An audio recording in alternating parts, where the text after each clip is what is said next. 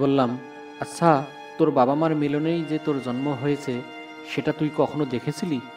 বা এই মুহূর্তে কোনো এভিডেন্স আছে তোর কাছে?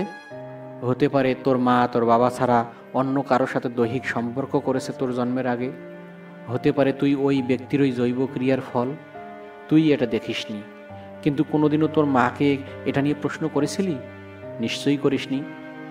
সেই ছোটবেলা থেকে যাকে বাবা হিসেবে দেখে আসছিস, এখনও তাকে বাবা বলেই ডাকছিস। যাকে ভাই হিসেবে জেনে আসছিস, তাকে ভাই বলেই ডাকিস।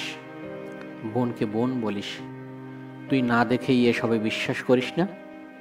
জানতে চেয়েছিস এখন যাকে বাবা ডাকছিস তুই আসলেই তার ঔরসজাত কিনা?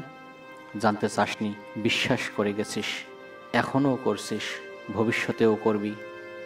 স্রষ্টার অস্তিত্বে বিশ্বাসটাও ঠিক এমনই রে দোস্ত। এটাকে প্রশ্ন করা যায় না, সন্দেহ করা যায় না। এটাকে হৃদয়ের গভীরে ধারণ করতে হয়। এটার নামই বিশ্বাস।